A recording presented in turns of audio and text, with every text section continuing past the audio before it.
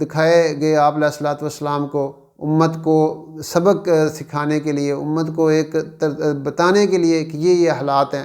پھر آگے جنت دکھائے گی، ایک آپ نے دیکھا خوبصورت لڑکی ہے، حور ہے، وہ وضو کر رہی ہے، آپ کو اس کے جو ہے نا وہ جوتے تک تسبیح کر رہے ہیں، واہ یہ آپ کے غلام عمر بن خطاب رضی اللہ تعالیٰ عنہ کی جو اہلیہ ہیں، جنت کی حور ہیں ان کے لیے۔ پھر آگے بلال رضی اللہ عنہ کے قدموں کی آواز آ رہی ہے کہ بلال تمہارا کون سا عمل ہے، تمہارے قدموں کی آواز وہاں جنت میں آ رہی تھی؟ کہا یا رسول اللہ میں جب بھی وضو کرتا ہوں تو میں اس کے بعد 2 نفل پڑھتا ہوں۔ یہ تو ایک عمل بتایا، ورنہ ساری زندگی بلال رضی اللہ تعالیٰ عنہ کی قربانیوں سے بھری ہوئی تھی، قربانیوں سے جو ہے وہ لبریز تھی۔ پتھر مارے جا رہے ہیں احد احد کہہ رہے ہیں، اور آگ پہ لٹایا جا رہا ہے احد احد، اور گھسیٹا جا رہا ہے احد احد، تھپڑ مارے جا رہے ہیں احد احد، ہر موقع پہ یعنی اللہ کے کلمے کو نہیں چھوڑا، توحید کو نہیں چھوڑا۔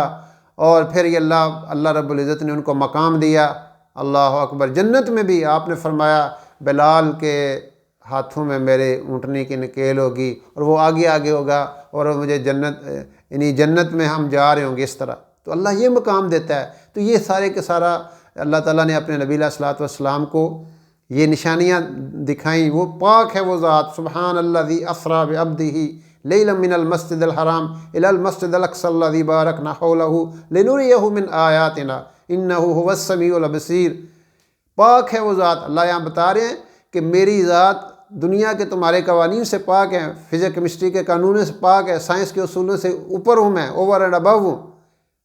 وہاں تو ایک سسٹم چل رہا ہے نا، اتنے کلومیٹر، اتنے 100 کلومیٹر، اتنے لاکھ کلومیٹر کی سپیڈ ہے، روشنی کی رفتار 1,86,000 میل فی سیکنڈ ہے، لیکن وہاں پہ اللہ پاک نے اپنے نبی علیہ الصلوۃ والسلام کو اتنا لمبا سفر کرایا، اتنا لمبا سفر کرایا کہ ابھی آپ واپس آئے تو آپ کا بستر گرم اور کنڈی ہل رہی تھی۔ تو یہ اللہ پاک بتا رہے ہیں پاک ہے وہ ذات جو اپنے بندے، یعنی ہم اللہ کے، یعنی اپنے بندے کو لے کے گئی، یعنی اللہ اپنے نبی علیہ الصلوۃ والسلام کو یہ ٹائٹل دے رہے ہیں اپنا بندہ۔ تو یہ مسلمان کی شان ہے کہ وہ ہم اللہ کے بندے کلوائیں، ہم لوگوں کے بندے نہ بنیں، ہم اللہ کے بندے بنیں۔ تو اللہ قریش نے کہا یہ کیسے ہو سکتا ہے کہ وہ راتوں رات یہ سارا سفر ہو جائے؟ کہا میں قادر مطلق، میں لے کے گیا ہوں، اسریٰ بعبدہ میں یہی بات چھپی ہوئی ہے کہ وہ نبی خود نہیں گئے، اللہ اپنے حبیب علیہ الصلوۃ والسلام کو لے کے گئے آسمانوں پہ، اور وہاں پہ ان کو سارے مناظر دکھائے۔ پھر وہاں پہ ایک اور مکالمہ ہوا، کہا اے اللہ تو نے ابراہیم کو خلیل بنایا، موسیٰ کو کلیم بنایا، عیسیٰ کو روح اللہ بنایا، ان کے لیے مردے زندہ کر دیے، ابراہیم اور داؤد علیہ السلام کے